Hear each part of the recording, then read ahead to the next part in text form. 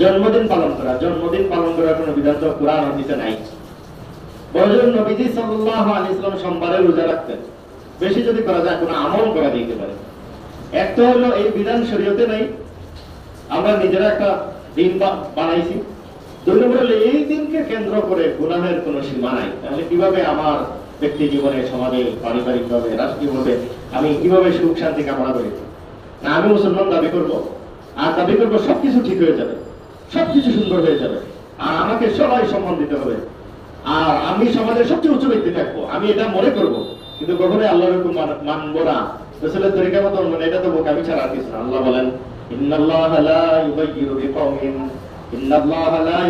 মা বিকওমিন হাত্তা ইউগাইয়িরু মা বিআনফুসিহিম।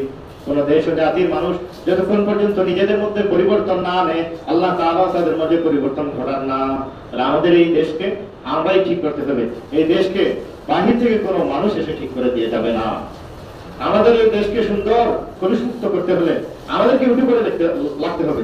এই দেশের মধ্যে সর্বত্র ইসলামের বিধান প্রয়োগের জন্য আমাদেরকেই মেহনত করতে হবে, বাহিরের কোনো ব্যক্তি এসে করবে না। বরং বাহিরের মানুষ আমাদের দেশকে বিক্রি করার জন্য লেগে যাবে। নিউজের মধ্যে দেখতেছেন যে চট্টগ্রামকে আলাদা করার একটা পায়তারার এরকম একটা আওয়াজ উঠছে বহুদিন ধরে। চট্টগ্রামকে কিভাবে আমাদের দেশ থেকে আলাদা করে দেওয়া যায় আছে, আপনারা নিউজের মধ্যে দেখবেন। আল্লাহ, তো এটা আমার আলোচ্য বিষয় না।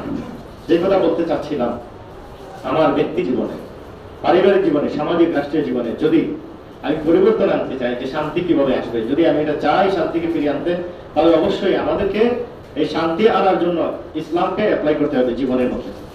সর্বক্ষেত্রে ইসলামকে, সর্বসেক্টরে ইসলামকে বাস্তবায়ন করার জন্য আমাদেরকে চেষ্টা করতে হবে। তো যদি কোনো ব্যক্তি ইসলাম সম্বন্ধে নাই বা জানে, তাহলে কিভাবে ইসলামের বিষয়টা আপনার আমল করবে?